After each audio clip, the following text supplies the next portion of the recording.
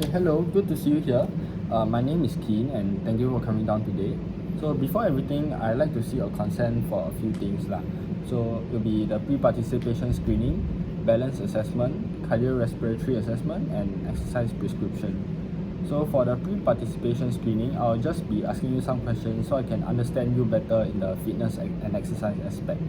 So there will be a health questionnaire that will be guiding you through, and from there I can find out if you are fit for exercise and at what intensity, and if you require any medical clearance.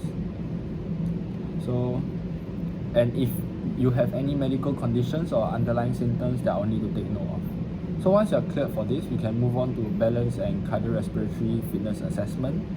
Using the data from the assessments, then I can accurately prescribe the exercises for you based on your current respiratory fitness, cardiorespiratory fitness and balance skill level, and help you achieve a training goal.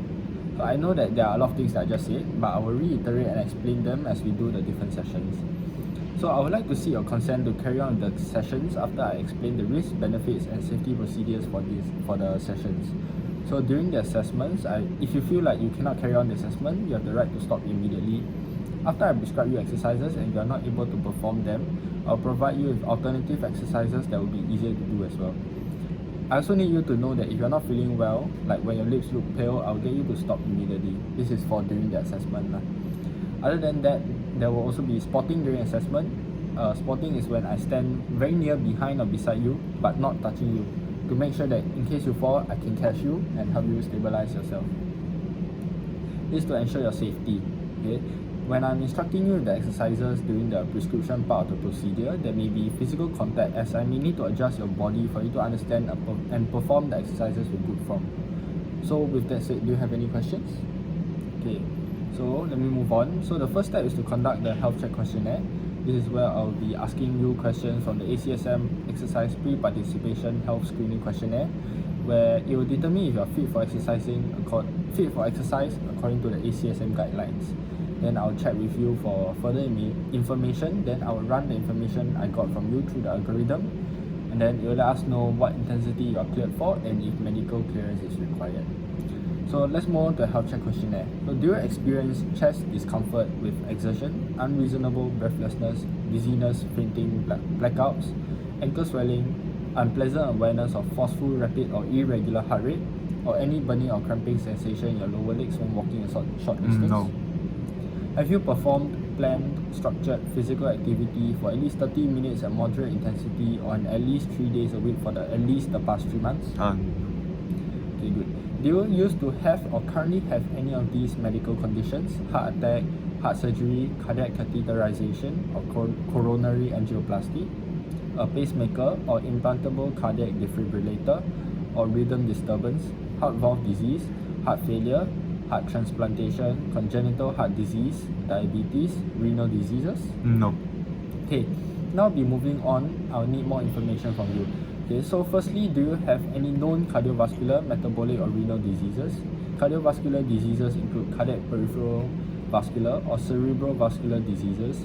Metabolic diseases include diabetes mellitus types 1 and 2, thyroid disorders or liver diseases. So kidney diseases is an example of renal disease. No. Okay, good. Next, do you have any signs and symptoms of underlying cardiovascular, metabolic or renal disease, such as pain or discomfort or any other angina equivalent in the chest, jaw, arms or other areas that may be due to myocardial ischemia, shortness of breath at rest or with mild exertion, dizziness or syncope, orthopnea or paroxysmal nocturnal dyspnea, ankle edema, palpitations or tachycardia, intermittent claudication, known heart murmur, unusual fatigue or shortness of breath with usual activities. Okay, lastly, may I know? Yes? No. Okay. Lastly, may I know at what intensity would you like to be exercising at? Vigorous. Okay, so just to check, this is a RPE chart based on like compared to what it will feel like at that intensity lah. So vigorous, Yeah. Okay. Thank you. Now I'm going to run this data through the algorithm to determine what intensity you are cleared for and if medical clearance is needed. Okay. So through this algorithm, you are cleared for light to moderate exercise intensity without the need for medical clearance. So There are some things that I need you to take note of before the assessment. For all fitness exertion assessments, you have to adhere to the following protocol prior to, during, and after testing. And so firstly, I'm required to inform you 2 days before the assessment that there should be no exercise on the test day itself, and make sure that you have gotten enough rest. There will be no alcohol, tobacco, food, or caffeine within 3 hours before the testing. Also, do note that you are required to be in sports attire or any clothing that permits freedom of movement, and wear running or walking shoes. Do ensure that you are instructed to drink ample fluids over the 24-hour period preceding the exercise to ensure normal hydration before testing. So for medication, some medications affect resting heart rate or exercise heart rate. So if the assessment test we are doing is for diagnostic purposes, you are advised to discontinue prescribed cardiovascular medications, but only with physician approval. So patients taking immediate or high-dose beta-blocking agents may be asked to taper medication over a 2 to 4 day period to minimize hyperadrenergic withdrawal responses. If exercise test is functional or for rehab purposes, you should continue medication regimen so that the exercise responses will be consistent with responses expected during the training. Participants are to also bring their medication list, including dosage and frequency, to the assessment and should report the last actual dose taken. So as an alternative, you may wish to bring your medications with you for the exercise testing staff, which is me, to record down.